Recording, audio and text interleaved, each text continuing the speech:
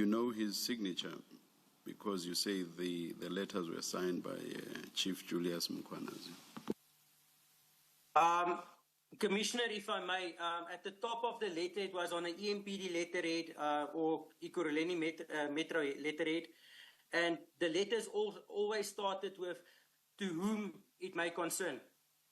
At the bottom of the wording, there was Senior Soup, I believe it was Senior Soup or Chief J.D. Mkwanazi, and it was signed, a signature. Thank you. Thank you, Witness D. You may proceed. You were now at paragraph 47. Thank you, Advocate. There was an incident where a truck with a load of copper was hijacked, and myself and other members found the truck at the Kop. The exact address was Setchel and Nederveen Highway in Germiston, Gauteng. This was a month before the incident in Brakpan. Jaco had come to the scene where myself, Kobus, Etienne van der Walt, and I waited for police assistance, that is to say LCRC and police towing, to remove the vehicles after the processes were followed. Jaco Hannekom then came to the scene with an Isuzu bakkie fitted with blue lights. I checked the vehicle's registration through MCD, which is an app that allows us to check for ownership. And that basically confirmed that the vehicle was registered to EMPD. When I asked Jaco that after this, why he was driving a state vehicle or a police vehicle, he showed me a letter signed by Chief Mkwanazi saying that he was an EMPD police officer. Etienne van der Walt and Kobus Jansen van Rensburg were also present when this incident took place.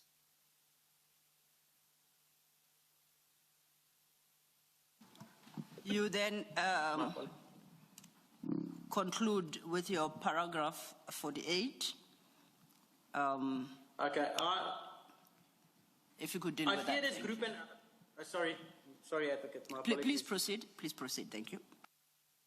I fear this group and others like it who are responsible for a host of similar offences and even hijackings or armed robberies using state vehicles and resources. I see that it was not finalised. I fear that left unchecked, it's going to create a massive, massive problem for the rest of society in terms of trust in the police and private security. And what do you believe the Commission could potentially do in that respect? Sorry, Advocate, can you just repeat that? You say that you fear this group and yes, others like them, and you fear what they are capable of doing to society. My question to you, what do you believe the Commission can do to address your fear or to stop your fear from being realized? Commissioner, at this stage, I am frustrated with the legal process that, especially with this incident and others preceding it and others that may follow it, with the judicial process that's taking place. These offences, these crimes are well documented. The whole world knows of this. But there's no action being taken against these individuals. I mean, my incident where I'm physically involved took place in 2022. It's to a point that I am having to do my own security as well. I'm having to do PERSEC runs, OPSEC runs, just to ensure that myself is safe, my clients are safe, because they might even target your clients. In terms of the community at large, the blue light hijackings, it is continuing. We have people raiding premises without a search warrant, stating they are police officers. In this group, there is civilians that's identifying themselves as police officers, and they just allowed to basically continue this. And I mean, then, yeah, where do we stop as a community? Where do we stop as a... We're supposed to be a civilized state. We cannot have this. Commissioner Baloy? Yes. Witness, earlier on you said that after the Delmas incident, you removed yourself from stock recovery. What is the Delmas incident, and did it involve any members of law enforcement? Commissioner, the Dalmas incident also took place in 2022, shortly after I resigned from Guardian's Security. We received intelligence from or in relation to a warehouse invasion where 4 truckloads of copper was stolen from a premises in Springs. An informer contacted us and informed us that he has a location of where this copper is being kept. Myself, Kobus Janse van Rensburg, and Warrant Officer Roots from Crime Intelligence proceeded to the location. We were met by Captain Carla Hartley that was doing patrol in the area. We informed her of our information. We proceeded to this plot and gained access and found the truck with the copper that was stolen in Springs. Approximately 10 minutes after our discovery, Kershaw Stalls in a Metro Police vehicle, Aiden McKenzie in a Metro Police vehicle, rushed into the scene. They drove quite fast into the scene, and they didn't introduce themselves because we know them, and they said they're here for the recovery. Warrant Officer Roots then explained to them that SAPS member is already on scene, and that it's his scene. That he's notified LCRC, and Captain Hartley also indicated that she's a senior officer and that EMPD has no mandate or jurisdiction in Dalmas. They were very unhappy with myself, Kobus, Captain Hartley, as well as Warrant Officer Roots. Shortly after this, Chris Smith from Track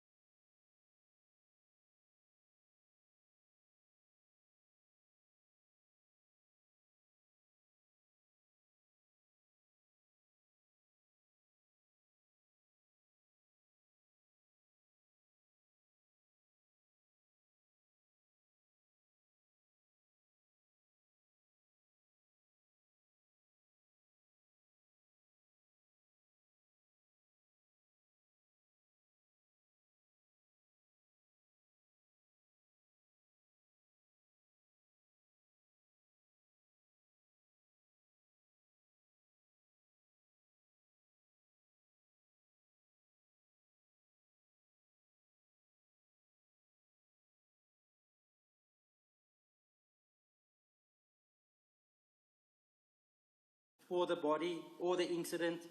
I do not know who the investigating officer is. I was never contacted. Apart from IPIT senior officials contacting me, I never spoke to any IO from SAP's side. And lastly, do you know if any arrests have been made regarding this matter?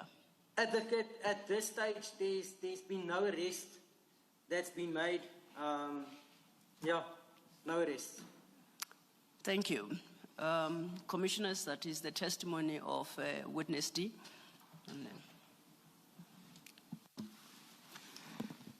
Thank you, Ms. Sillo.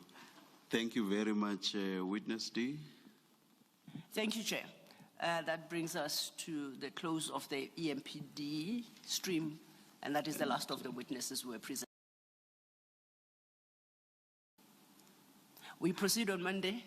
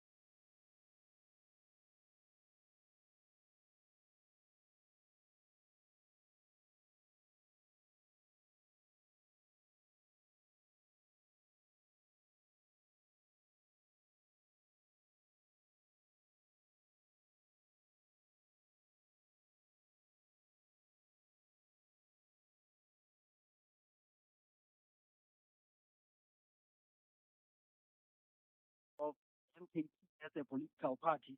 And that was after what had that the ANC approached the IEC and consequently approached the electoral. It also it also seems such a long time since this or the initial court case was raised. Is there a reason why it took so long to get to the Supreme Court of Appeal? Currently, there are no reasons as to why it actually took so much time because we were expecting the advocate there for ANC, advocate Devin, actually tell us why it actually took so long for it to come to the Supreme Court of Appeal. But then for now, we did not get evidence as to evidence behind John. It'll be interesting to keep an eye on. This is a trademark and a political court case at the same time. All right, Kamo Tsotsetsi, thank you very much. SABC News reporter in Bloemfontein. Brings us to 23 minutes past 4 o'clock. Time for some voice notes and some calls if you want to call in. 086 000 2032. But we'll take voice notes for now on the Mafia State. Very good afternoon to you, John. Shoti Sinolen Mafefe Limpopo. John, no doubt about that. We are in a mafia state. Criminals have taken over our beautiful country. Our leaders, our politicians are in the pocket of criminals. We are in a banana republic, really. To save our country, we must vote ANC out of power. Thank you, John. Hi, John. The most shocking thing of the Madlanga Commission is that it doesn't shock me anymore. Reinhard from Cape Town. Afternoon, John. Anonymous from KZN in Newcastle. Yeah, John, reason staying anonymous, I wanna, call out my municipality. My municipality, John, they've built a sports complex and 3 community halls, John, since 2015. 4 of those properties, John, are 95% complete, but they are not handed over to the municipality, John. Millions and millions have gone into these projects, but yeah, they're just lying derelict. Thank you, John. Yeah, that hurts. You see that a few times, don't you? Where you see these things that are built, or they start to be built, and then they just fade away into the distance. The ground takes over. Well, yeah, I thought that was going another way. That voice note initially, and you have to give credit where credit's due. And the city of Johannesburg is working very hard to improve the city, and their PR is working. It's working on me. I live in Johannesburg. The roads near where I am, there's massive potholes, and I go for a run, and the cars have to dodge the potholes and things. But there are places in Johannesburg, and you see it on the social media, and the mayor's out there dressing up in his workers' clothes, and I saw the president was doing some of that today. And you could argue the G20's in town. Right, so people are going to be landing in Lanseria, they're going to be landing in OR Tambo, based in Sandton maybe, and those big thoroughfares, and there's going to be road closures tomorrow in Johannesburg. If you don't know, they're shutting the roads down, they're doing more rehearsals. But you got to give credit where credit's due. Sometimes you need these big events to give a kick up the butt to our leaders, and if they are cleaning up the streets, I'm the first to criticize. It's G20. G20. If it wasn't for the G20, you wouldn't be doing it. The point is they're doing it. The streets are looking good. They were cleaning out, as you heard. They were moving the traders that were trading illegally on pavements, and they're moving them to somewhere where they should be. That's fantastic. Could it be just for the G20? Sure. But they've done it. They're doing potholes. There was the whole thing on Winnie Mandela Avenue, is it Winnie Mandela Avenue, where they were planting trees, but I think some of the residents were doing that as well. I saw some places they're putting like ribbons around the trees to make the trees look even prettier than the trees do. Is it for the G20? Sure, but at least they're doing something about it. Now, one could argue, and you will phone up again, well, they shouldn't have to rely on the G20. It's their job. They should be doing it anyway. And I agree with you. But sometimes you need something to kickstart. And if you can do it in Johannesburg, then Pretoria's next, and then Newcastle is next, and then Cape Town will be next, and the smaller towns next. So are we critical? Are we too critical sometimes? Or do we sit back and go, actually, thanks, guys, for doing your job and maybe putting in a little bit more effort that you would normally do because the G20 is here? Then, when this is finished, so you and I will then talk in January next year, and we will say, we will keep an eye out. January is a bad example. So this time next year, is the city still planting new trees, fixing potholes, moving people who are illegally selling things on the sidewalks? Or are they back there again? Then we know. And that's this time next year. There will be an election between now and then as well. So maybe just before the election, we'll go, all right, it was all great. Have they continued with their hard work or have they not? That is where we're going to keep an eye on. Very close eye. Good afternoon, Mr. John. Bongo Sundisa. Hi, Mr. John. This Julius Kwana Zik guy. Hi, this one is the mafia, that one. Hi. You, I, I'm scared. Hey, John, this is my view. My view as a South African. Hey, South Africans are quite pedantic about not liking other people. If this flight, I promise you today, if this flight came from Europe, where people are lighter in skin, black South Africans, we're not going to say anything. And this is my view. Thank you. Good afternoon, John. HDA.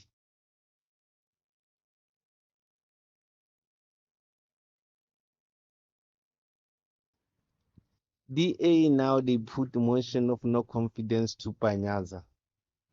Us here in Northwest, we want a premier like Panyaza. That guy is trying. He is trying. Comparing to our premier here in Northwest. Yo, we have disaster premier. I don't know where is he. Maybe now he's in hospital. But there is no motion that is being capable from that premier. That premier is so useless. Oh, that guy is not fit to lead anything.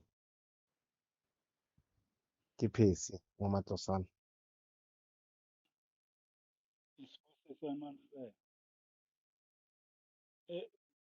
General Secretary and Julius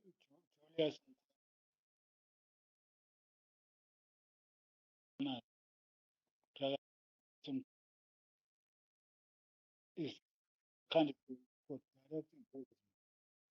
I think. Good day, John and SFM listeners. This is Joe Ekadev. I think what is happening with corruption, it's not just involving Texas Hospital. Go to hospitals in and around Eastern Cape, or even Gqeberha itself, Livingstone Hospital. It will be a very interesting thing to go and tender for its renovation, which has been ongoing for how long? Or even what happened at Moran, what those buildings they built there.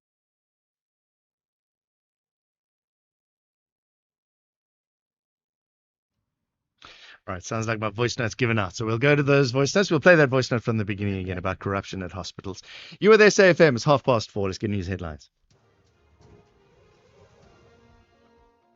Thank you, John. On the news headlines, the Department of Cooperative Governance in KwaZulu-Natal has placed all disaster management teams on high alert following a weather warning issued by the South African Weather Services for the province.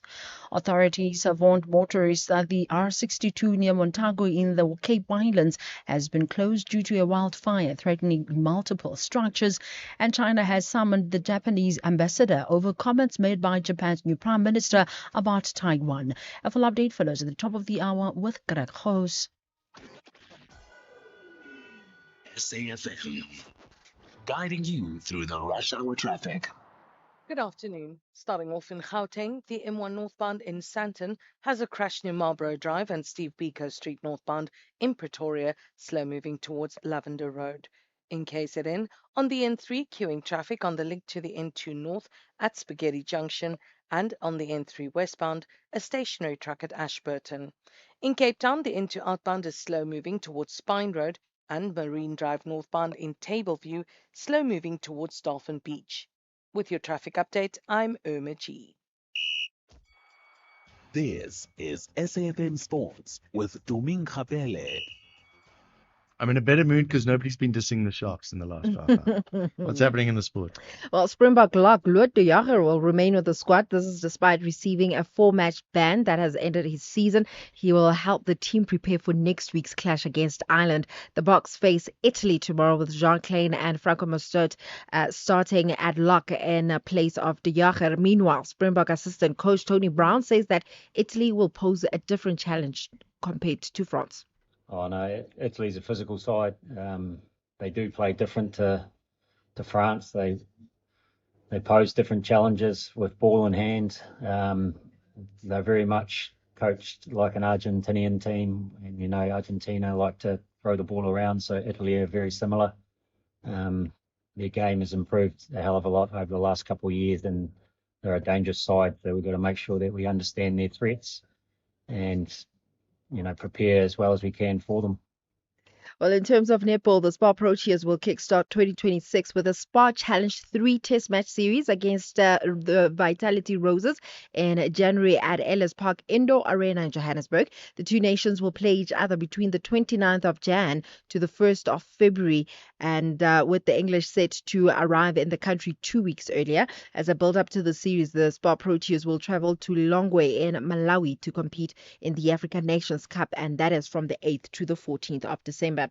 In terms of football, Orlando Pirates striker Tshegofatso Mabaza has admitted that it's quite painful to be overlooked by Bafana Bafana head coach Hugo Bruce. Mabaza has been a consistent goal scorer for Pirates, but has not been receiving Bafana call-ups, with Bruce preferring his teammate Evidence Makgopa and Burnley striker Lyle Foster as an out-and-out striker.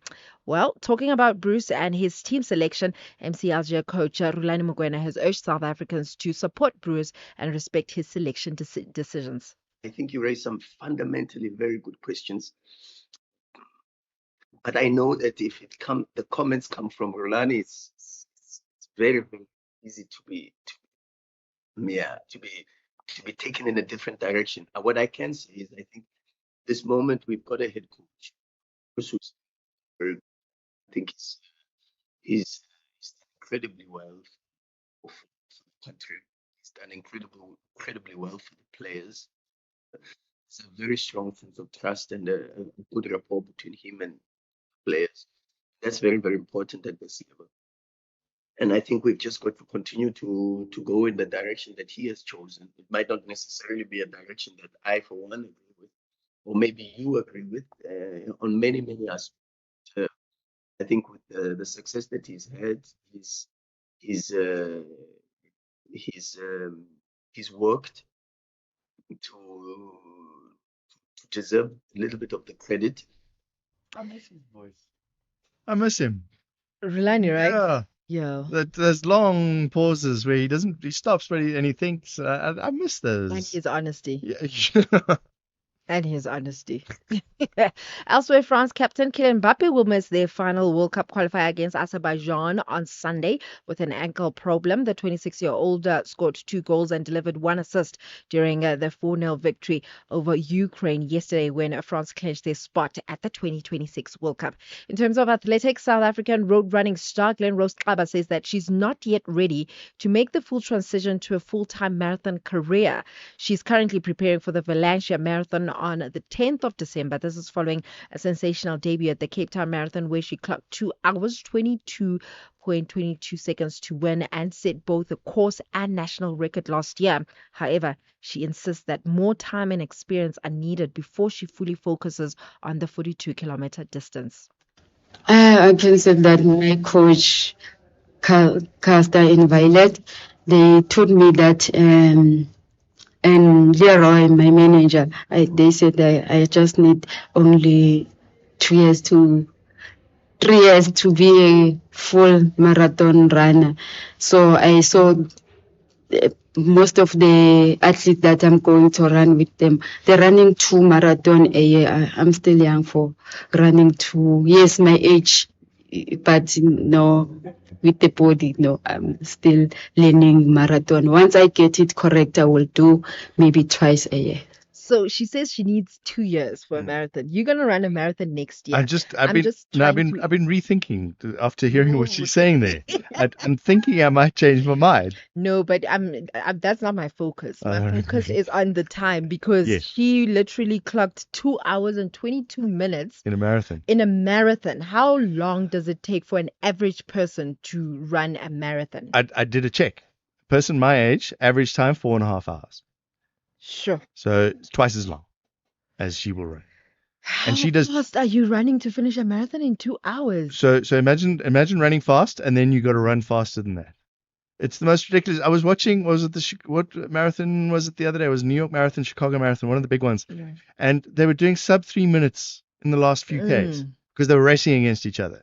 Sub 3 minutes a K, the fastest I can run. I mean, if I run fast for a kilometer, the fastest I've done is like a 4:30.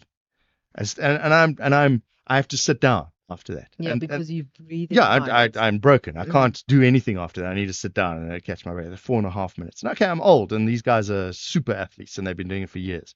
But to run two, no, and she's only doing two though, huh? Yeah, And she's giving herself 2 years. sure. Okay, maybe I'll change my target. I think for me, the fastest I've run a kilometer is like Yeah, what's the almost fastest? 8 minutes. 8 minutes. And think about how you felt after that, right? Yeah. And these guys, they just do it, and they do 42 Ks at 3 minutes a K. Yeah. It's insane. Well done. They're super athletes. Well, I'll have more on other sports in the next hour. Tune in to the soundtrack of your life with Ernest Pillay on 15 November 2025 from 1 to 4 p.m. as we broadcast live from the Speakers Firm 2025 Book Roundtable Series with Professor Bonang Mohale, Chancellor of the University of the Free State. The Book Roundtable Series is a meeting of minds and generations anchored in thought, ethics, and action. Stream the conversation live on SABC Plus as well as our digital streaming platforms from 2 p.m. Speakers Firm Roundtable Discussions, powered by SAFM. SAFM, leading the conversations that move us. Economic news on SAFM. Facts and figures you can count on. Let's get an update on what's been happening today with Paswane Mpahlele, Senior Accounts Manager at Makwe Fund Managers. Richmond with some numbers out today, Paswane. Yeah, a really performance afternoon to you and your all listeners. They reported on strength at the back of a recovery momentum, especially in the California region, thanks to the renewed demand around luxury, high, especially luxury, contributed a lot to the foot with margins up. The segment helped also set margins that didn't do so well. At the back of the strong operational leverage and cost controls, the price overall had a high level of confidence. Cash generated is now up at 1.8 billion euros, helping us dividend for shareholders up out there. And while the rest of the market in general, when you look at it locally and globally, there is an interest spin-off of Panic. Investors are worrying of like a slowdown in GDP. When you think of the US, quarter four, at the back of those, there is a reflected in the incoming data they we as a family has key assets are being sold off dollars on hold as a safe. The second world biggest in China, it didn't bear any good news to investors as they from their fixed investment as is one point first time in industrial going to weaken reflecting weakness in energy. The outcome is just pointing that the sentiment of the economic growth inflation point realistic not to support market is not predicting. Share when we look at how it's certain asset classes, coin down at 90. Oil, gold is down 3%, 4,000 now. Oil is rebounding to 1.94 dollars. While investors in general are just taking a risk and as a way to loot it continues lower, that's 0.8 Dow 1, and Europe is one. Globally, we also this way percent led by our research then on 1.0. When we show some weakness relative to the as we wait up rating against the euros at 19.5 pound. That's one Mphahlele. Thank you very much, Senior Accounts Manager at Makwe Fund Managers. You're listening to the National Pulse. Somebody was saying I mustn't include Cape Town when it comes to cleaning up the cities for reasons. Who's this one? From Kapi. Hi, John. Please don't include Cape Town. We're clean and working. Maybe a slip of the tongue. I did it on purpose because there are places in Cape Town that need a little bit of help. Not all of Cape Town's great. There are certainly fantastic places in Cape Town, and there's certainly, what's the opposite of fantastic? Not fantastic places in Cape Town. Same as everywhere. Some places in Johannesburg look fantastic, other places don't. So it doesn't hurt to have this friendly competition amongst the cities. And we've seen it sometimes. Sometimes it gets a little bit sour. And it would be nice if the one mayor goes to the other mayor and goes, look what we've done. Look at our beautiful park. And the other mayor says, well, check out our two beautiful parks. And another mayor goes, well, we've got these three beautiful parks. Look how much better we are. Have that kind of competition. If it can happen with the rugby teams, look at we're a better rugby team than you are. Let's do it with the cities as well. But I also am a little disappointed by this dress up.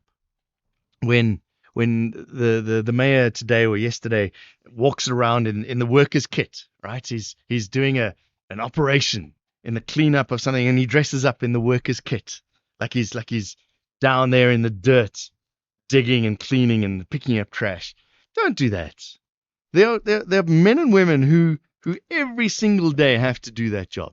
And they wear that kit because it's really dangerous work that they're doing. When they're going down and they're digging through trash and they're cleaning up places, they wear the overalls for personal protection. And you come there as somebody who's a mayor, whose job it is to sign papers, and you're going down for oversight. That's great. Go do your oversight, but don't dress up. Go in your suit and tie and show support. Or if you want to, wear like a golf shirt or a t-shirt or something. But do you have to dress up as a worker? Oh, look at us. We're getting our hands dirty. It seems tacky, I feel. I don't know what you feel. If you feel the same, let me know. If you disagree with me, wholeheartedly, you're more than welcome. You're showing solidarity for the workers by dressing in the clothes that they wear. It just seems it gives me a sour taste in the mouth. 086 000 2032. Let's talk about a number of voice notes that have come through. There was that one about corruption in hospitals that we didn't get through. Let's see if we can play it now. Hey, John and SFM listeners, this is Joe at I think what is happening with the corruption, it's not just involving Tembisa Hospital. You go to hospitals in and around Eastern Cape, or even Gqeberha itself, Livingstone Hospital. It will be a very interesting take if you had to go and tender documents for its renovation, which has been ongoing for how long? Or even what happened at Dorangisa, what those buildings they built there at the back. I can tell you, it is everywhere. And we know it's everywhere. And it's corrupt officials, not just outside of those outside people, but also civil servants who have full qualifications, doctors and directors who are corrupt. They are corrupt, and we must take a zoom in. The government must take a zoom into the corruption. Good afternoon, John, and the listeners and your team. People are saying we must vote ANC out, which I support. But now they don't come with which party we must support in numbers. For me, we must vote for EFF or Umkondo Wesizwe in numbers to keep ANC. He must come with a name, which party we must vote. He must not just come and say we must vote ANC out. Everybody who's coming and saying we must vote ANC out, he must tell us which party we must vote. And we get in the bottom. Thank you. Good afternoon, guys. Still from Midland. Guys, I like his stuff. I've saw the state that they say unemployment is improved. Guys, there's no such. There's no such. I'm unemployed. I send CVs every day using my email. Sometimes I use the money, the little money that I have to go and submit CVs, but still, there's no response. There's nothing that the government is telling us, guys. Unemployment is still high. We are broke now. I'm broke. I don't have money. It's December now. I don't have money. But the government is telling me that the unemployment is increased by one. What, man? Yeah, it was 1 point something percent. It's those, what's it, stats and damn stats. Isn't that a saying? You can turn stats around to mean anything. And a 1% decrease in, I mean, even a 50% decrease in unemployment in South Africa, this unemployment would still be high, right? It would still be very, very high. Even if you halved the amount of unemployed people in South Africa, it would still be high. And to that one person, I didn't get your name. If everybody was employed and you are unemployed, nothing's changed, right? The situation remains the same. So do we celebrate a 1% decrease in unemployment? Yeah, let's celebrate it. Some people have jobs that didn't. But for that person who's sitting at home, sending out emails, sending out CVs, as he says, nothing's changed. Good afternoon, John. Hope you're well. This whole thing with the whole Zuma and the ANC, this is like petty politics. It's like tit for tat. It's how can I get under your skin? I mean, naming it the MK party, Mpuntu Isizwe, I mean, that is connection with the ANC. But you know what? Jacob Zuma does all these little things that are so immature, like trying to take Karen Moore to court because of supposedly releasing what's in his medical file or letter or whatever it is. The man was close to death, apparently. And now look at him jumping around on the stage. So everything was actually a lie. And this is what Zuma and his party are all about: lies, lies, lies. And just trying to get under people's skin and drag people to court and everything like that, waste time when we've got bigger things in this country to deal with. I'm from Cape Town. Good afternoon, John. Gauteng is the highest number of DA members outside Western Cape. Gauteng leader is very pathetic, including the Johannesburg leader. Very pathetic. They should make new elections to get flexible people. Very disappointing with the DA Gauteng leader. Thank you very much. Anonymous from Soweto. 086 000 2032. We're going to talk to Sibahle Mota, our SABC News reporter that's been watching the Madlanga Commission. Talk to them after this. Clientele is here to safeguard you and your family with compassion because life happens. Be part of a family that truly cares. Our funeral dignity plans have helped South Africans bury their loved ones with dignity for more than 30 years. Let us help you create a meaningful tribute that honors your life and those of your loved ones. We pay out within 24 hours and you will get double accident cover with a clientele funeral plan. Our plans are affordable. Pick the option that suits your needs. Easy to apply, no medical examinations and no paperwork. SMS SAFM to 48031. That's 48031. Clientele Life is an authorized FSP and licensed life insurer. T's and C's online. Standard rates apply. This November, SAFM proudly presents the 3rd annual lecture. And as the Freedom Charter says, no legitimate government could claim authority unless it is based on the will of the people.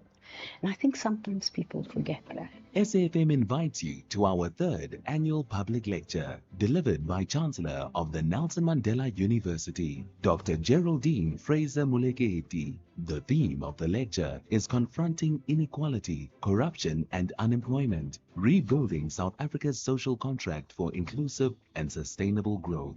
The lecture will take place on the 27th of November 2025 at the Indaba Hotel, Spa and Conference Center in Four Ways, Johannesburg. Secure your seat by emailing us at rsvp@safm.co.za. SAFM, leading the conversations that move us. You're listening to the National Pulse. 9 minutes to 5. Let's wrap up today and then maybe the whole week of what's been happening at the Madlanga Commission. 2 witnesses today. The first was Kalebogile Tepa, previously served as the EMPD spokesperson, Lieutenant Colonel in the police. She was giving us some horrific details and some really difficult times for her. Sibahle Mota, talk us through her testimony today. Good afternoon to you, John, and to the listeners. I think, Kilebogile's testimony was one that the commission needed to hear because if you remember, she was the first line of communication when the inquiries came from journalist Jeff Witt on the Blue Light Saga. So basically, what she was saying and detailing to the commission is just what she did with the queries she had received from the journalists. She said that she would to a rebel state who's now a retired deputy police chief at the Bolimi Metro Department. And also how she also just managed to assist the IPED in investigating this Blue Light Saga. And when she started doing that, that is where all her problems she believes had begun. In a sense that there was, an incident where she had started knowing about this man whose movie Cat Matlala, and that's when she was finding out about this man who, the media had labeled as an alleged member of a criminal cartel. She knew that maybe she had actually, not made the right decision in even assisting the iPad. And she took us, or rather the commission, through one incident where she found herself being hijacked and kidnapped and being asked about the sort of work that she's doing in regards to this Blue Light Saga. I mean, she broke down, and I think that was like a moment for everybody to sort of reflect and see that this is a commission, or rather, this Blue Light Saga is something that is not just affecting people who are far away, but these are ordinary people, their families, and whose jobs have been at stake since then, and who've had such a difficult life in exposing some of the corruption that was happening at the Ekurhuleni Metro Police Department. Well, one thing she said, it was the day of my first attack. It was a Saturday morning. It happened more than once. It happened more than once, and when she said that, I thought to myself, okay, I mean, what could possibly even got worse? And she told me second, the second attack happened in Tembisa, where two gunmen approached her and they forced her to get into the state vehicle that she uses, and they were forcing her to drive around, to a secluded area, and they were looking for doctors.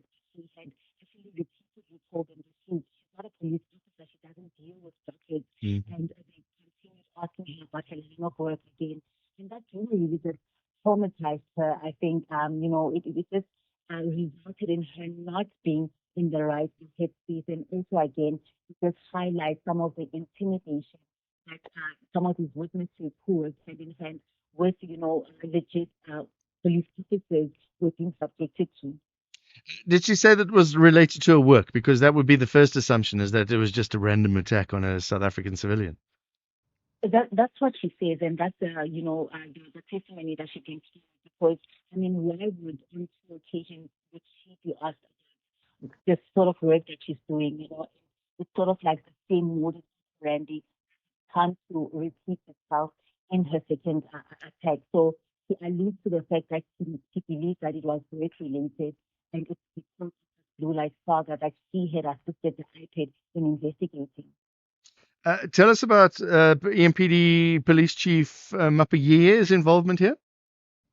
So what we know about police Mathieu is the fact that Kilebogile is corroborating his, you know, they have gotten the query about the Blue Light Saga, and Mathieu had actually testified that it was actually Kilebogile who had come to him and spoken about this matter. This is also the same testimony that was given by Mr. Rivers, who basically they are all sort of speaking about the same modus operandi and sort of some of the things that they were subjected to with the municipality when they exposed and it's trying to push for these disciplinary hearings against Brigadier Julius And then with the blue light scandal, just who was in control of that, and she was surprised. So the blue light scandal, essentially, remember, it's something that was authorized by Brigadier Julius Mkhwanazi.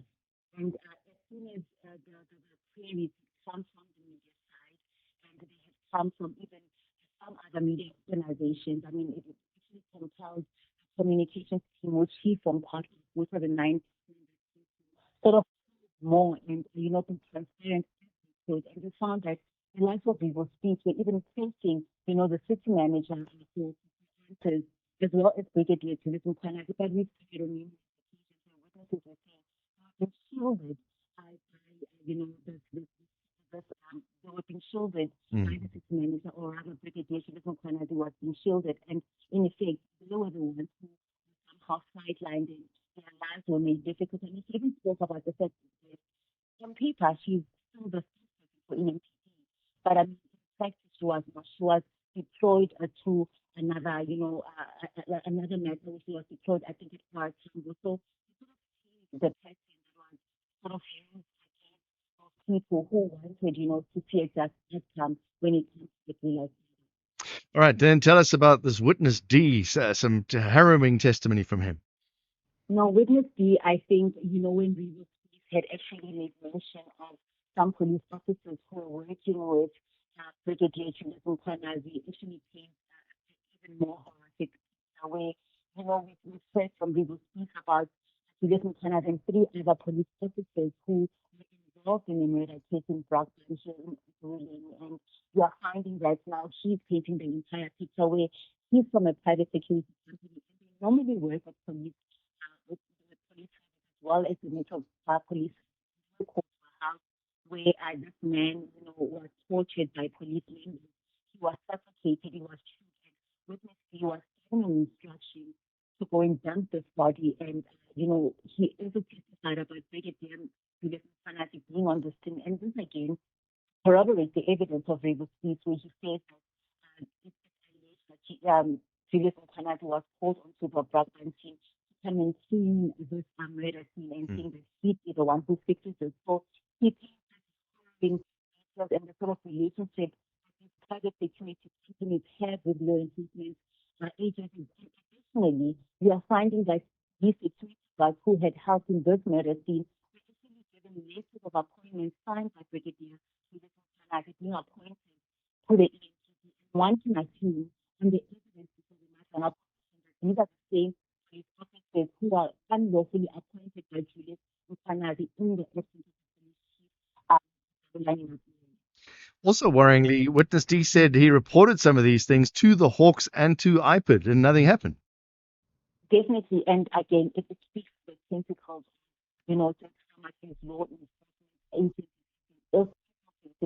one point spoke to who were very close to him because they do work hand in hand with police officers, and he was told that nothing would be done about the case. And having seen before the matter was on where these cases kept nowhere, there hasn't been any action. I mean, he's even saying that he does not even know the case number for this murder case that took place in Brockton. So you can just see, I mean, like nothing was just happening, and they were being left, they were left frustrated or out in the cold, and with their lives definitely at risk. All right, thank you very much, Sebastian Mota, watching what's going on at the Madlanga Commission. That'll resume again on Monday. It'll be live here on SAFM. Don't miss that. Coming up after the news, we're going to find out what's happening with South Africa's gambling problem. I see today Rise Mzansi then has sent out a press release. They've got 7 points that they'd like to have addressed as soon as possible. And then we're going to get an update on what's happening in COP30. South Africans getting involved in the COP30 debate and a little bit of a protest as well. All of that coming up after the news with Greg at 5.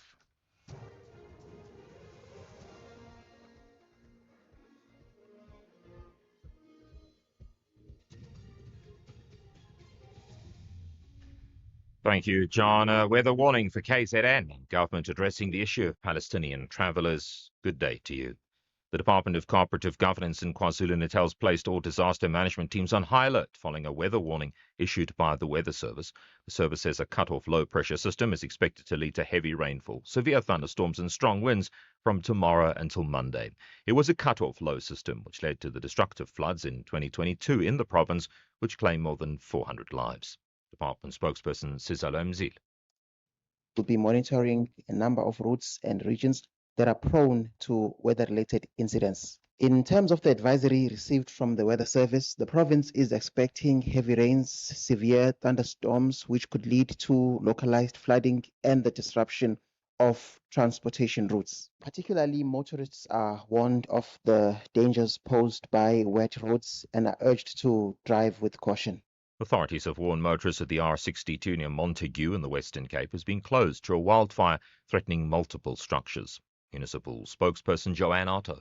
Strong winds developed late this morning, pushing the fire line into a lusher area where it intensified, crossed a fire break and subsequently jumped the R62 in multiple locations. Crews from Cape Winans, Langeberg Municipality, Cape Nature and landowners as well as RRM Security have deployed multiple vehicles and are engaged in active property protection. Helicopters have been dispatched and are en route. The Madlanga Commission in Pretoria has heard how Kulileni Metro Police spokesperson Kelebogile Tepa was the victim of another attack. Tepa, who concluded her testimony at the Commission, has described the impact that the blue light saga in the metro had on her life. She says in the second attack, two men ordered her to drive to a secluded place around Tembisa, east of Johannesburg. And I think what pains me the most, it is that which is always having to make reference to work. This time, the modus operandi was that, I'm a problem at work, and they had made the threat of saying they want to burn me in the car. And how do they then want to burn me in the car? Earlier, the Commission heard how the suspended deputy at Kulileni Metro Police Chief Julius Mgwanazi tried to smear the name of Tepa. President Cyril Ramaphosa says government is addressing the issue of the Palestinians who are stranded in South Africa with DIRCO, Home Affairs and intelligence officials involved. At least 153 Palestinian passengers were not allowed to disembark from an aircraft because they didn't have proper documents. Humanitarian aid organization Gift of the Givers has stepped in to assist, accommodating some of them. Ramaphosa was speaking to the media today. The issue of the Palestinians who've been brought here is a matter that we're paying attention to. We obviously need to look at the origins, the reason why they've been brought here. And ordinarily, we would have said they should go back because they didn't have any documentation. But out of empathy, out of compassion, and because they are a people that we as South Africa have raised our hands to support, we felt that we should accept them and process their matter. Our intelligence agencies involved, the Home Affairs and DIRCO is also involved. So we're going to do a proper evaluation and see what the future portends when it comes to this.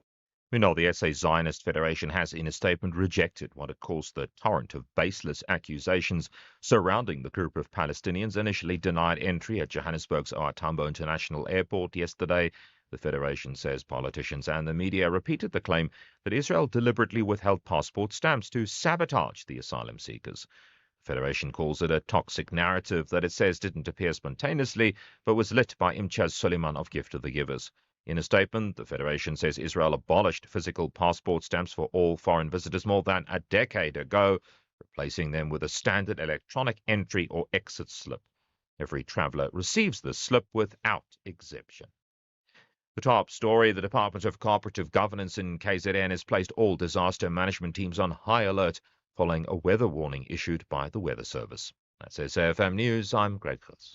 In sports, the Samoa Proteas collapse gives India advantage on day one of the first test. Amajimbo set for Japan test, and South Africa weighs prospect of hosting a future Olympic Games. More details at 5:30. SAFM, guiding you through the rush hour traffic. Good afternoon. Starting off in Gauteng, the M1 southbound slow moving towards Omonde and the N3 southbound in Germiston, a crash at Geldenhuys interchange. In KZN, the N3 eastbound slow moving at Marion Hill Toll Plaza and Umgeni Road westbound slow moving through Springfield Park. In Cape Town, the R62 is closed between Montague and Barrydale, and that's due to a large fire in the area. And Baden-Powell Drive in Khayelitsha is where a crash is reported at Jafta Simola Road. With your traffic update, I'm Irma G. If you think you cannot afford a lawyer, think again. Clientele Legal has made professional legal services affordable. You receive up to 745,000 Rand worth of legal services per year. Our range of plans include cover for you, your spouse, children, and extended family. Plans include cover for civil, criminal, and labor-related matters. Whether it's protection orders, gender-based violence, uncontested divorce, or poor service, your Clientele Legal lawyer will be there to assist you. Our services are convenient. Simply pick up the phone and call your lawyer or send us an email and we'll get back to you. All plans include a bail benefit of up to 5,000 Rand and we'll go to the police station and pay it for you. Plus, Clientele Legal offers you 24-hour telephonic legal advice. SMS SAFM to 32195. That's SAFM to 32195. Clientele General is an authorized FSP and licensed non-life insurer. T's and C's online. Standard rates apply. 48 nations, one dream. The FIFA Under-17 World Cup hits Qatar and Mzansi's Amajimbos are in the fight. It's game on everywhere. From 3 to 27 November, catch the action live on SABC Plus, SABC Radio, and SABC TV. Download SABC Plus now. Stream, listen, watch. SABC Sport, for the love of the game.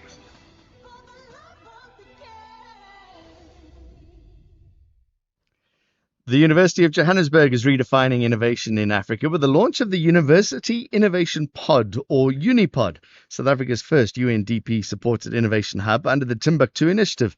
Launching on the 17th of November in Auckland Park, the Unipod will empower young entrepreneurs with tools, funding, and expertise to turn bold ideas into real solutions. It's where Africa's next wave of innovators will be built, connect, and transform the future. The National Pulse, weekdays, 3 to 6 p.m. You are listening to John Gericka on SFM. All right, let's talk about gambling. South Africa is witnessing a rise in gambling, and a big rise in gambling. Rise Mzansi's National Assembly Whip, Makashule Ghana, is going to talk to us about their 7-point plan aimed at addressing the gambling problem in the country. According to the National Gambling Board, South Africa spends 1.1 trillion rand in the local gambling industry. That was just in a year, April to March, 23 to 24. Online platforms remaining popular and making it really easy for people to be able to access gambling. Also, I mentioned this earlier. I was talking about how much money is going overseas as well because of the access to international websites, right? So if I give 100 Rand or 1,000 Rand or 10,000 Rand to an international gambling site, that's money that's leaving the country. So we're going to talk to Makashule Ghana in a moment about that. Later on as well, we're going to go to Brazil. COP30 is on the go there. South African human rights and climate justice activist Kumi Naidoo has gone down on his knees and urged world leaders to support a roadmap for the phase out of fossil fuels. So we're going to catch up with Kumi Naidoo, who's in Brazil, and we're going to find out what Kumi got up to and what COP30 is doing. But while we're doing that, I just want to talk about something that's just popped up on my WhatsApp feed, and I didn't realize it until now. I was adding in a phone number on my WhatsApp, so it's not normally in the front of WhatsApp. If you've got WhatsApp, check this out. It's amazing, and I'm not advertising for WhatsApp. If you go on the plus button to add a new member, a new group, new community, whatever, one of the things is chat with AIs. And in the chat with AIs comes up popular AIs. And one of them is a Sesotho teacher. Dumela, let's learn Sotho together. All right, world history knowledge and a couple of other things. Afrikaans helper. Hi, I can help you today. Hi, how can I assist you with your Afrikaans learning today? Sepedi Sabapedi. Do you want to learn Sepedi language? Sawubona, isiZulu guide. Shona. Hey, there were all these language guides as AIs. I didn't know. I've never used them. It's just popped up now. It's the first time I've seen it in my life. You can also unleash Dragon Ball power. I don't know what that is. There's an English language trainer. Maybe I need some of that. AI accounting, geography genius. These are all AIs that you can access on your WhatsApp right now. You can do it. I want to learn how to speak Sesotho, or you want to learn how to, or just be able to have a conversation. You can type it. There's a Sesotho teacher right there available on your phone right now on WhatsApp. Who knew? All right, we're going to talk about this gambling now. Let's talk about what's happening with the Mzansi National Assembly Whip, Makashule Ghana. Makashule, thank you very much for joining us. Good evening. Good afternoon, John, and afternoon to SFM listeners. Did you know that you could use WhatsApp to learn different languages? I didn't know. I was listening to you and like, hey, I need to learn. We need to learn Swati. I need to learn Isindebele, and learn to speak Tshivenga. I want to hit this and see how clever these AIs are. All right, let's talk about something else. 1.5 trillion rand spent on gambling. But Rise Mzansi, you're not happy with what is happening with our gambling in South Africa? We are not happy, John. And this morning I led a ticket to the Department of Trade, Industry and Competition, where we submitted our memorandum of demands insofar as the reforms that we are calling for in the gambling industry, starting with the advertising. We're calling for the limit hours that gambling companies are allowed to advertise. We're calling for the review insofar as taxes that the gambling companies are paying. We're actually calling for a split in terms of the advertising and marketing budget so that 50% of the marketing and advertising budget be spent in responsible gambling to educate people around the danger of gambling. And also, we're calling for a clamp down on illegal gambling operators. So these are some of the reforms that we have given this morning to the Department of Trade and Industry, and they did accept our memorandum promise to bring the country. I was amazed to see how little taxes are paid by the gambling industry. When I think of the taxes that go on our petrol, that go on all the sin taxes, a bottle of wine, how much a beer costs, and you would think it would be these massive amounts of taxes that gambling houses are paying, but it's not so. It's not. At the moment, the average that is paid is 7% of the gambling taxes. So, to give you an example, so the gross gambling revenue in the last financial year was 25 billion rand. And less than 6 billion rand was paid in the form of the taxes by the gambling companies. That's why we are calling for a minimum of 8% is across the board. And over and above that, we need to at least a 20% impact similar to what is levied to alcohol, tobacco, and sugar products. So if you can think about someone who drinks a sugary product, whether it's Coca-Cola or whatever it is, are paying an extra tax.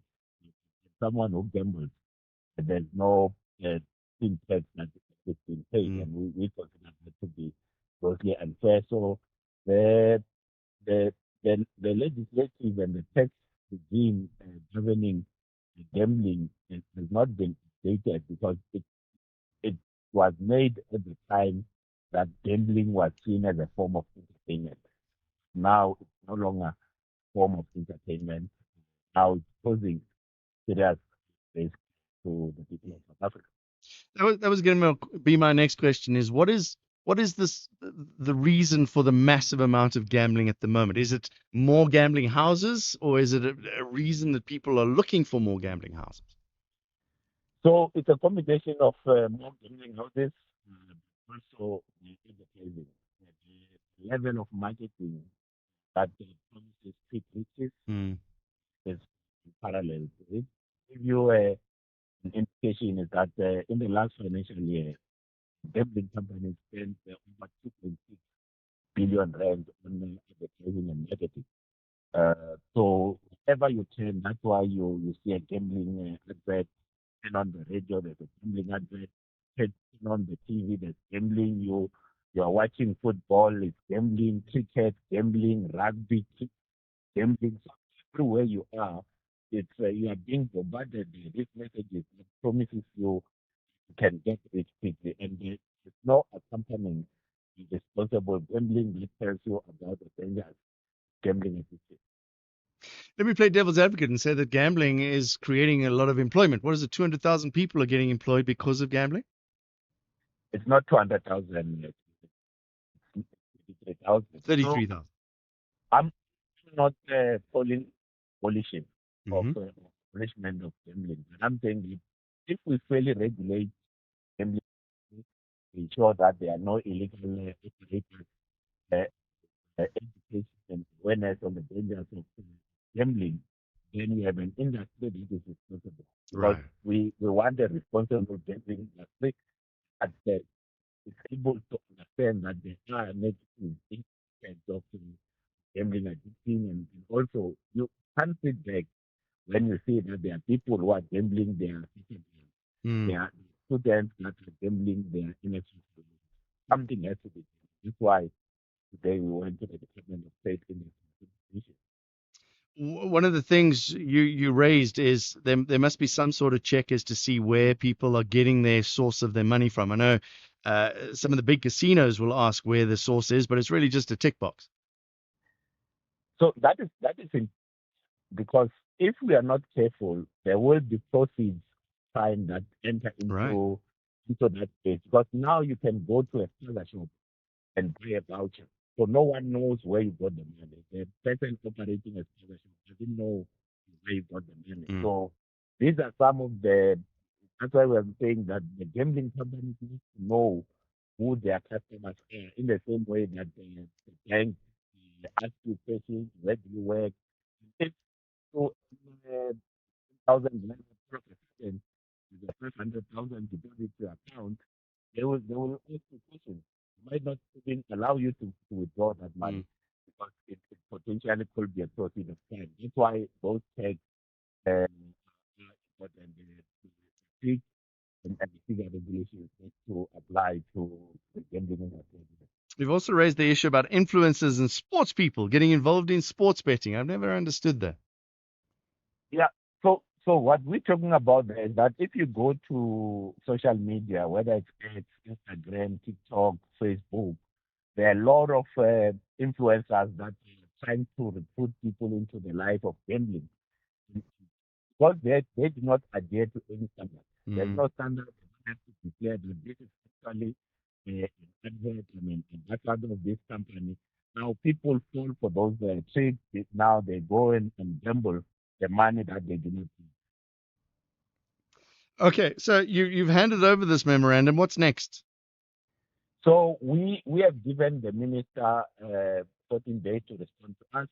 But in our informal conversation that we had yesterday, he indicated that there will be an overhaul of the gambling legislation in South Africa. So that's something that we welcome.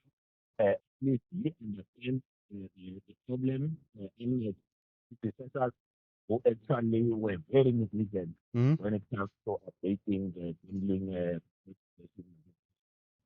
We're going to leave it there, Makashula Gana. Thank you very much. Raz Mzansi, MP and Chief Organizer at the party there. Just to run through those 7 points that Raz Mzansi raised. The one is ban gambling advertising between 5 and 10 in the morning and 5 and 10 at night. Raise provincial taxes and national taxes. Increase the contribution to the South African Responsible Gambling Foundation from 0.1% to 1% of gross.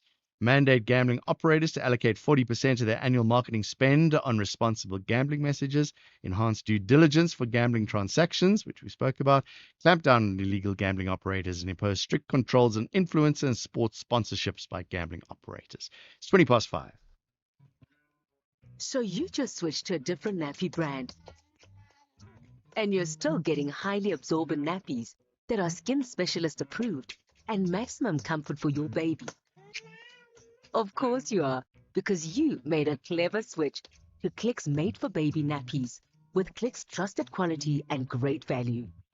When you switch, it just clicks. Switch and save only at Clicks. Let me get this right, Ron. You're a plumber by day and Pretoria's smoothest wedding DJ by night. Yeah, started out as a passion and now I've got bookings until December. And a smoke machine that needs its own seatbelt. And you sold your car to buy a van through We Buy Cars. Brew, it was music to my ears. Zero admin, no long queues. They pulled in, checked it out, and before I knew it, I had cash in the bank. Now that's a banger. We Buy Cars. Geared for your passion, geared for you. Okay, chicken's in the oven, the salads are ready, and Mom just texted she's bringing her surprise dessert. Spoiler alert, it's the trifle she gets ready-made from Spar. Oh no, did you forget anything? Okay, breathe. Spar to you's got your back. One quick order and Christmas is saved. Make Christmas magic together with Spar. The University of Johannesburg is redefining innovation in Africa with the launch of the University Innovation Pod, or Unipod, South Africa's first UNDP-supported innovation hub under the Timbuktu Initiative. Launching on the 17th of November in Auckland Park, the Unipod will empower young entrepreneurs with the tools, funding, and expertise to turn bold ideas into real solutions. It's where Africa's next wave of innovators will build, connect, and transform the future. You're listening to the National Pulse. Take voice notes. 086 000 2032 is the phone number. If you're sending voice notes, it's 0614 104 107. Hi, John. On the Madlanga Commission, also on the Zondo Commission, everybody is so desperate to see people be put in jail and orange overalls. That's the reason why we want to know what the truth is so we can move wrong people positions of power and get better people if we can. We can deal with those with the later. And frankly, I don't want to see them in prison. We spend too much money on those people. We're not to strip them of everything, give them clothes, put them out on the street where and they can live like most other South Africans. Um, just forget about them. Yeah. A couple of voice notes. One agrees with me, one disagrees with me. Which one are we playing first? The one who disagrees with me first.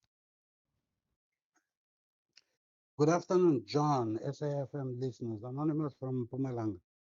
I think this time you got it wrong, John. You got it wrong. Officials, when they go and inspect an environment that they are working, people are working, they also have to use the protective clothes. It's not solidarity. It's about protective clothes, attire in that particular environment. I think that's the idea. Thank you. Good day, John. You know, we are speaking the honest fact.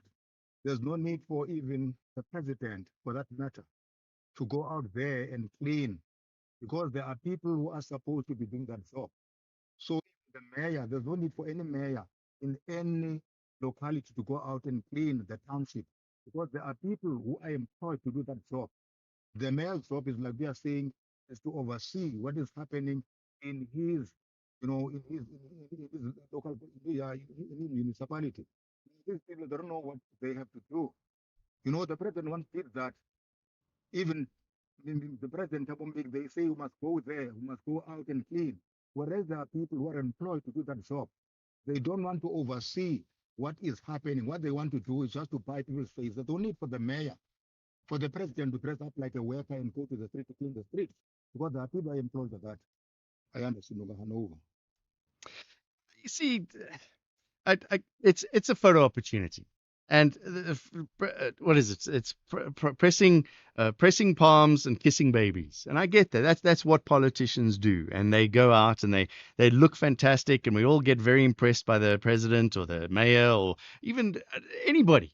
Who goes out and it looks fantastic. Oh, look, they're getting their feet dirty, they're getting their hands dirty, and they're helping clean the city. But I think we're clever enough now to know that it's a photo opportunity. It's just for show, and it does. I don't think it's necessary, to be honest with you. It's just my views. One person disagrees with me, one person agrees with me. That's okay.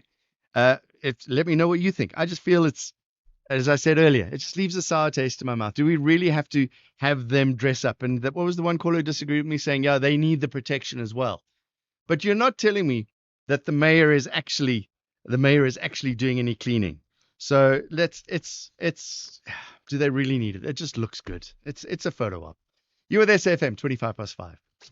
You are listening to John Gericka on SFM. All right, let's go to Brazil now. In Belém, in Brazil, COP30 is happening there. South African human rights and climate justice activist Kumi Naidoo went down on his knees and urged world leaders to support a roadmap for the phase out of fossil fuels, arguing it needs to be addressed urgently. And he joins us now. Kumi, thank you very much for joining us. What did you do today? Thank you so much. We're keeping the pressure going on the air, make sure that 86% of what causes climate change, our addiction and dependence on oil. Yes, of course, we recognize we cannot switch off tomorrow. We've been campaigning for this now for 30 years, and all the things that our leaders do, they acknowledge the problem, they acknowledge that it's critical and that we need to continue this. So basically, the agenda that we are really focused on, getting a commitment where no new fresh injections will be made in gas, and that we need to have a phase-out plan. And the good news is we have technologies now to move to solar, wind, and other renewable energies. That is good news. That if we do that and do it well, more jobs created in those sectors and the jobs that are created currently in the hospital. I mean, the first thing that'll happen is somebody will reply back and say, how can we generate power without coal? It's our base load. It's what we need. So basically, that is the mantra that they've been saying for a long time, and plans that and shows that we can have sort of initiative. We need to understand that China has a lot of consequences. Also, apart from the cost climate, the fact that we're growing our children's futures, it is also extremely harmful to mine workers in terms of gases. And so basically, uh, the plans that they, in the past, what they used to say, oh, solar and wind is too expensive. Right now, solar and wind is cheaper than one. They used to say, oh, uh, the wind blows sometimes and the sun shines sometimes. What are we going to do? Now we have storage capability for those energies when they're uh, generated. So, bottom line is this political, and be very, there is a link how we are our dependency on big infrastructure around coal and oil and gas, because the bigger the projects, the more corruption. And beauty about solar and wind and so on, that will be decentralized, smaller projects. Like, for example, take one of the corrupt Gupta deals with, say, the China Railways. Just that money provided micro solar grids and taken almost half the villages of South Africa outside of energy poverty where they don't have it. Amount of money. Kumi, it's COP30. It's been 30 years of these talk shops and things. Are we going to see a change? Well, what we say is that for 30 years we've been coming here and saying we want a fab deal, not a fabulous deal, a fair, efficient, binding deal. Year after year, what we get, flab deal, full of loopholes, and you can imagine what we say, Right. I don't want to get deep on your show. So basically, the problem is that what we've been doing is mopping up the floor and trying to deal with the consequences. Investing in renewable energy, recycling, all of these things are good. If we don't turn off the tap on 86% of what is causing the problem, oil, coal, and gas, we are hitting ourselves. So if your question is, do I have high expectations that this will deliver what our children's futures need? I would say no.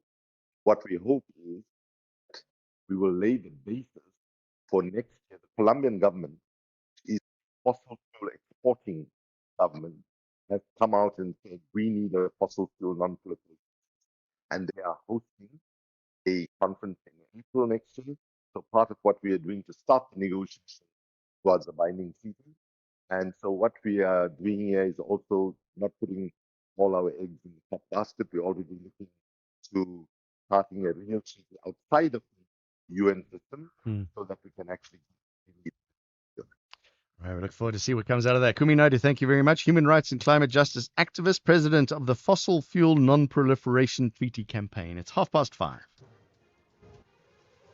Look now at the headlines. A new witness at the Madlanga Commission has been testifying about a murder scene in Brakpan, east of Johannesburg, where the deputy, Ekhululeni Police Chief Julius Mkhwanazi, was allegedly called to assist in cleaning it up. The Department of Cooperative Governance in KZN has placed all disaster management teams on high alert following a weather warning issued by the Weather Service. And Russia has launched its worst drone and missile bombardment of Ukraine's capital in weeks. A full update at 6 o'clock.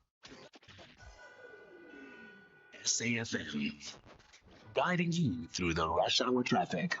Good afternoon. Starting off in Gauteng, the N12 R24 westbound in Bedfordview, queuing on both routes towards Giluli's interchange. The N12 eastbound in Germiston has a stationary vehicle at Jet Park Road, and the M1 southbound in Johannesburg, slow moving towards Boysons. In KZN, the N3 westbound, a stationary vehicle after Spaghetti Junction. The N2 southbound has a crash reported near Umgeni Road, and on the M4 southbound, a crash before the M7 highway. In Cape Town, the M7 Jakes Gerwel Drive southbound queuing towards the R300 junction. Baden Powell Drive in Khayelitsha where crash is reported at Jafta K Masimola Road, and on the R45 Franschhoek Pass, roadworks with traffic restrictions on Franschhoek Pass. With your traffic update, I'm Irma G. This is SAFM Sports with Tuming Khapele.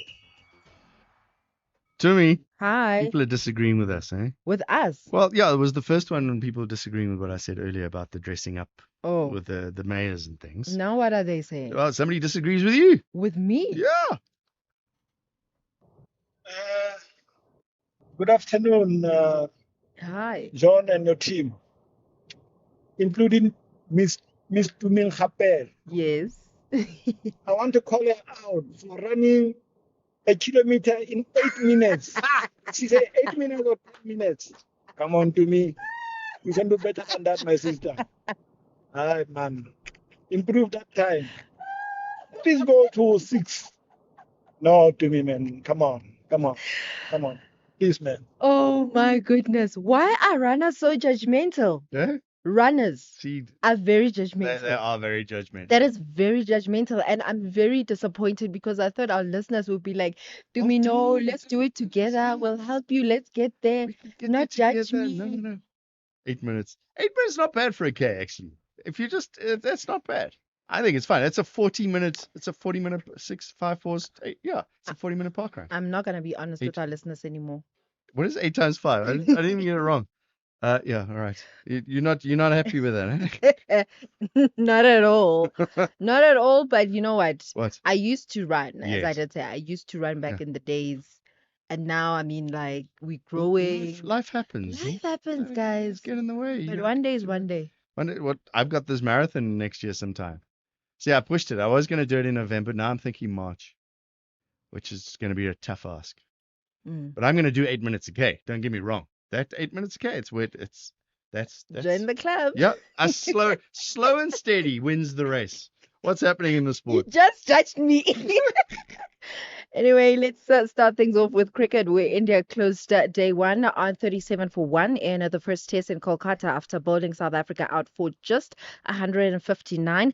Jasprit Bumrah was the star, taking 5 for 27 to rip through the Proteas lineup. After a solid 57-run opening stand, South Africa collapsed, losing 10 wickets for 102. India still trailed by 122 runs, but they are in control heading into day 2, and play resumes tomorrow at 6 a.m. South African time. In terms of football, Amajimbo's captain, Kamogelo Maraletse, says that he's expecting a good game against Japan in the Under-17 World Cup tomorrow. I can say we are happy because the game will be competitive. So yeah, it will be a good game and a aggressive game. Everything will be positive. Yeah, I have seen them play. I think they had 7 points. They went out as number one in their group. So that doesn't matter. This is knockout stage. We are here for one thing. All of us are here to win the trophy. So let the best team and the aggressive team win. Kickoff is at 3:30. Meanwhile, Orlando Pirates striker Tshegofatso Mabaza has admitted that it's painful to be overlooked by Bafana Bafana coach Hugo Bruce. Mabaza has been a consistent goal scorer for Pirates, but has not been receiving Bafana call-ups, with Bruce preferring his teammate Evidence Mahopa and Burnley striker Lal Foster as an out striker. And just talking about selection, MC Alger coach Rulani Mokoena has urged South Africans to support Bruce and respect his selection decisions. I think you raised some fundamentally very good questions. But I know that if the comments come from Rulani, it's very, very easy to be taken in a different direction. And what I can see is, I think this moment we've got a head coach, Hugo Bruce, who's doing a very, very good job. I think he's done incredibly well for the country. He's done incredibly well for the players. There's a very strong sense of trust and a good rapport between him and players. That's very, very important at this level. And I think we've just got to continue to go in the direction that he has chosen. It might not necessarily be a direction that I, for one, agree with, or maybe you agree with on many, many aspects. I think with the success that he's had, he's worked to deserve a little bit of the credit. Well, talking about Bafana, they take on Zambia tomorrow at 3 p.m. Meanwhile, South Africa is exploring a possible Olympic bid. This is after Cabinet approved talks with the International Olympic Committee. Government will now discuss whether the country could host the 2036 or 2040 Games. And the move follows interest from independent groups, including Cape Town 2040 think tank, which has been studying the feasibility of a Cape Town bid. And Cape Town 2040's Guy Brick says that the development is positive, but major financial concerns remain. Then, in terms of rugby, Springbok lock Louis de Jager will remain with the squad. This is despite receiving a 4-match ban that has ended his season. He'll help the team prepare for next week's clash against Ireland. The Boks face Italy tomorrow with Jean Klein and Franco Mustard starting at lock in de Jager's place. Meanwhile, Springbok assistant coach Tony Brown says that Italy will pose a different challenge to France. Oh no, Italy's a physical side. They do play different to France. They pose different challenges with ball in hand. They're very much coached like an Argentinian team, and Argentina like to throw the ball around. So Italy are very similar. Their game has improved a hell of a lot over the last couple of years, and they're a dangerous side. So we've got to make sure that we understand their threats and prepare as well as we can for them. Before I go, obviously it's prediction time. And you know what? I was thinking, because our listeners are always not, let me just say for today, I felt like I was judged. Oh, wait, there's another one coming. There's another judgment. Heaven. Hey, guys, what did I do to you today? I want to go up against one of our listeners for predictions. One of these good days for the predictions. And then I will win, and I will fully judge whoever is going up against me. All right, so what do we got? 5 of them. We got Box Italy, Nigeria, DRC, South Africa, Zambia, and I want to throw in the ATP finals. What about Amajimbos? Okay, we're throwing the Amajimbos as well. All right. So it's 2 because I'm not here on Monday. So it's you versus a listener. They must WhatsApp us their predictions. How's that? Because we can save that. Okay. WhatsApps get saved. Amajimbos. I'm writing this down. So are you taking yourself out of the equation? No, I'll put in my input, but I'm not going to gloat. I don't gloat like some of us. Okay, let's do this. Okay, so let's start with the football first. Bafana, and so if you want to compete with Tumi and see if you can beat Tumi, send your predictions, right? Don't send them now. Here are the teams, right? South Africa and Zambia. What's going to happen? I think it's gonna be Bafana. Bafana by how much? By how much? Yeah. No, don't do that. Are you just doing a win? You come here, you come with your rules. Bafana win. Yes. Bafana win. Amajimbos. Knockouts. Sure. South Africa. South Africa win there. All right. I'm writing this down. Let's go. Box against Italy. Easy one. Springboks. Box, easy one there. We all agree on that one. Nigeria, DRC. Sure. Nigeria. You going with Nigeria on that one? I'm going to go with Nigeria. You're very brave, huh? Nigeria. Because of the success they're having at the moment. I'm going to go with Nigeria. Nigeria there.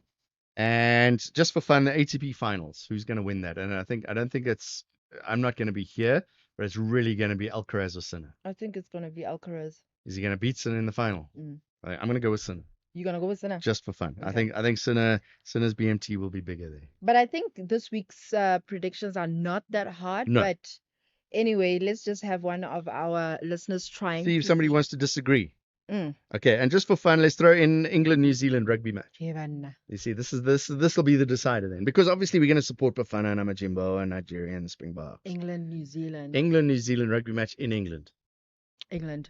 You're going to go for that? I think I'm going to go for England. That's your wild card, right? Yeah, it is. Okay, let's see who's willing to compete against Tumi. By the way, so we got a message here saying 8 minutes. Okay, I'll just walk next to you. Guys, God be with you. With that said, access to the internet is vital for any country to grow. That's why the recent 6.75 billion rand digital infrastructure deal that Standard Bank Corporate and Investment Banking facilitated between Telkom and an Actors-led consortium is so transformational for South Africa. It unlocks growth and provides internet access to underserved communities who will now have access to the internet for the very first time. Search CIB Stories of Impact to watch the full story. Standard Bank is an authorized FSP and registered credit provider. T's and C's apply. This Monday evening at 7 on My Design Rules. It's all about comfort and style as the duos take on The Lounge. With a fully open plan living area to work with, they'll have to design with intention if they want to bring the kitchen, dining, and lounge together into one cohesive space. And each week is one step closer to the grand prize of up to 600,000 Rand in cash. That's Monday evening at 7, repeat Saturday at 2, and Sunday at 4 p.m. Only on S3.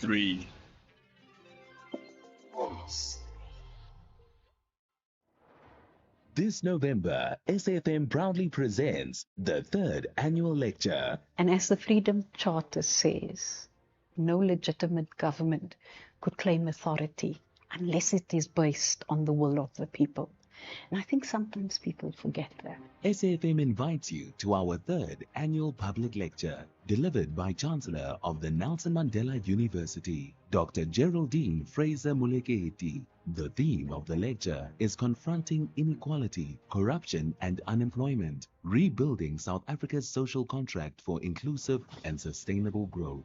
The lecture will take place on the 27th of November 2025 at the Indaba Hotel, Spa and Conference Center in Fourways, Johannesburg. Secure your seat by emailing us at rsvp@safm.co.za. SAFM, leading the conversations that move us. Extraordinary is built on innovation, and Vodacom Business is leading the way.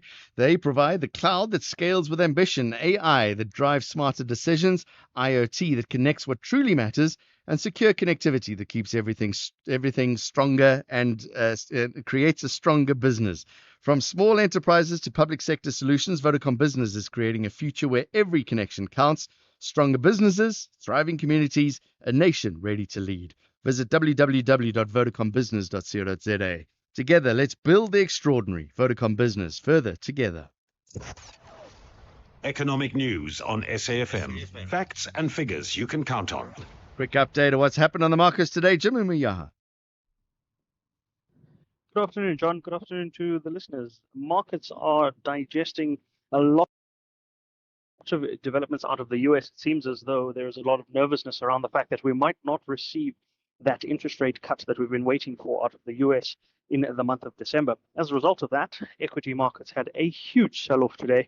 No markets were spared. We saw the sell-off start yesterday in the US, with the Nasdaq closing down about 2.2% in yesterday's trade. It was no different for Asian markets and European markets in today's trade, and the South African markets weren't spared either. The All Share shed more than 2.3% at one stage, with the resources down almost 4%. Industrials were down about 2%, with financials down more than 1%. If we look at the commodity prices, they weren't spared either. The platinum pricing down almost 4%, back below $1,600 a fine ounce, with gold price closer towards the $4,100 a fine ounce level. The Brent crude price is still holding steady around the $63.74 a barrel, whereas if we look at the currency side of things, the Rand has given back a lot of its gains, down almost back at levels that we saw before we celebrated that dip below 17 Rand. We're back at 17 Rand 15 cents against the US dollar. We're at about 22 Rand 56 against the British pound, 19.95 against the euro. But the big loser here is the Bitcoin price. The Bitcoin price now is back below 1.7 million Rand in Rand terms, a level we last saw back in April of 2025. Going into next week, we are anticipating that we'll get an interest rate decision out of South Africa. We're looking forward to seeing what the MPC has to say. From a rates perspective, that's going to likely be big driving factors locally. But of course, as we continue to digest what happens out of the US and other markets, we go into the G20 next week as well. That might bring some interesting sentiment shifts on the market side of it. We'll be keeping a close eye on these developments. We take the win that is going into the weekend with a slightly positive Rand, even though equity markets are weaker, and we'll regroup and see how we tackle next week. Back to you, John. Jimmy Muyaha, thank you very much. You're with SAFM. It's 5:45. Clientele is here to safeguard you and your family with compassion, because life happens. Be part of a family that truly cares. Our funeral dignity plans have helped South Africans bury their loved ones with dignity for more than 30 years. Let us help you create a meaningful tribute that honors your life and those of your loved ones. We pay out within 24 hours and you will get double accident cover with a clientele funeral plan.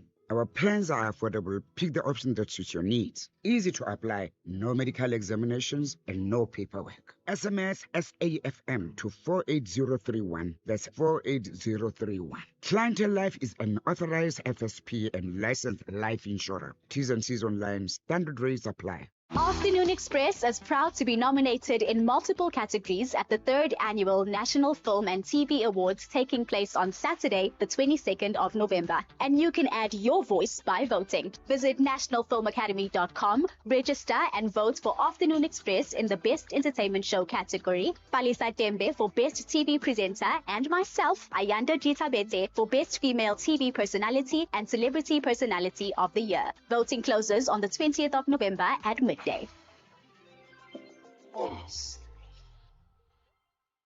So you thought you were building a business in this economy, but day by day, somehow it grew. You kept going when the freezer didn't freeze, the bucket didn't budge, and the bank balance barely blinked. So you thought you were building a business. You weren't. It was building you. Because this isn't just what you do anymore. It's who you are. And you don't trust just anybody to protect it. Chat to your broker about Old Mutual Insure Business Insurance. Protect what built you. Old Mutual Insure Limited is a licensed FSP and non-life insurer. Streaming Skim Thumb on the way to class. Catching the Premier League while waiting for your order. Jamming to Metro FM before you even get out of bed. On SABC Plus, sinayo yonke into ifunayo. Your shows, your music, your way, anytime, anywhere. Zero subscription fees. On your phone, tablet, or smart TV. Download SABC Plus on iOS or Google Play Store.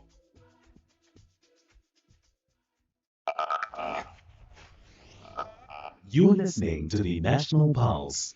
Some people disagreeing with Toomey, saying that New Zealand will beat England. I think New Zealand will beat England as well. And Amajimbos, Bafana, Cameroon. Cameroon is not playing. It's the DRC against Nigeria. So Amajimbos, Bafana, DRC, Bokke, Sinner, New Zealand, says Maxine Valcom. It's more or less Amajimbos, Bafana. Yeah, we agree with that. So you've just gone with the DRC instead of Nigeria, which is different. Springboks will win. Sinner will win. I agree with you there.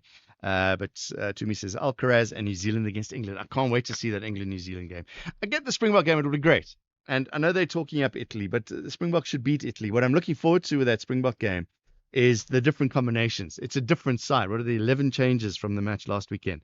So I'm looking forward to seeing players out of position. I'm looking forward to seeing what the big plan is.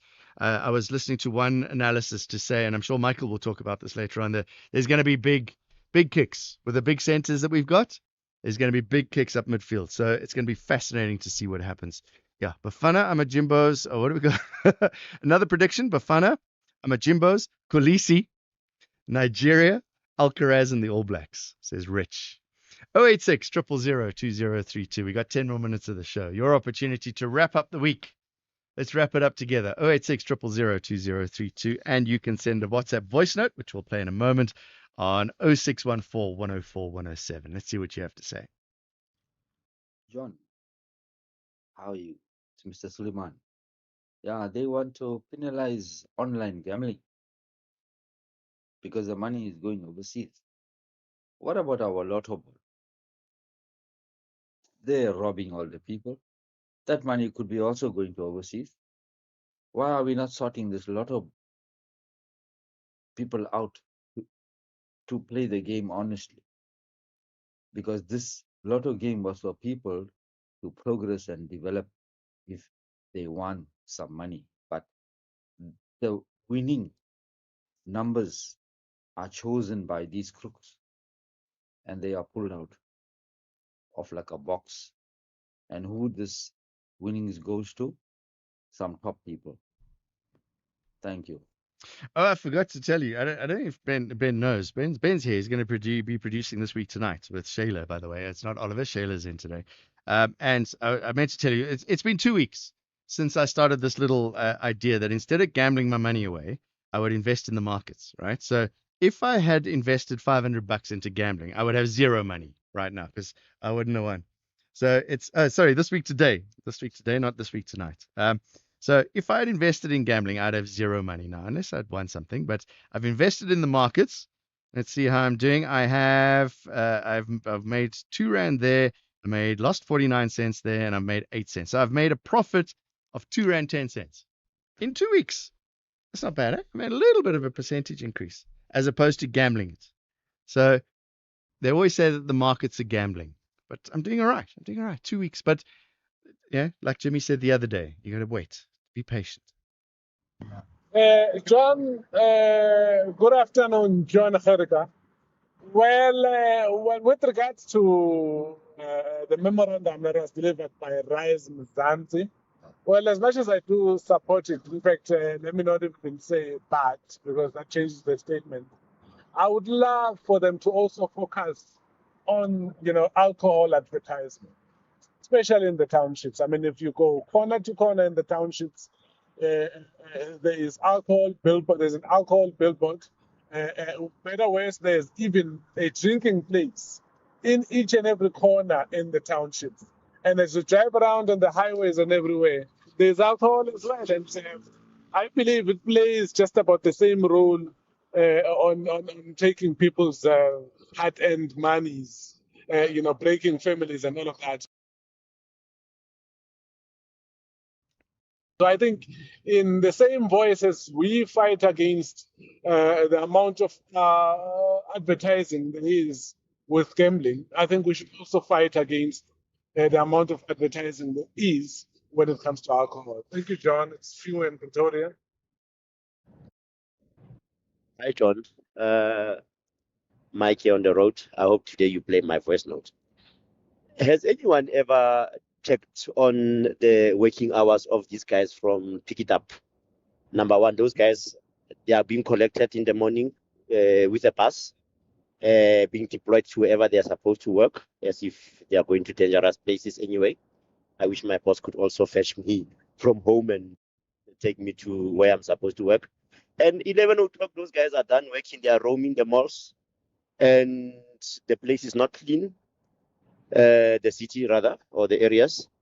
And guess what? Sunday you see them doing overtime. I wanna work for Pick It Up. John, it's Mexican welcome. Yeah, you see, this thing of dignitaries, also so-called high-profile people going and joining the cleaning campaign and this and that, that's madness. That's a show. They're not even gonna clean. They're just gonna be there, take photos. Then everybody's gonna clap around them and keep taking photos. The media's gonna flood that area. And then what? They're not even gonna pick up one garbage can outside. Ah, man, we're wasting our time and resources, man. These people can think, man. Come on. I don't think we give enough credit to the people that clean our cities. There was that one about the pick it up working hours.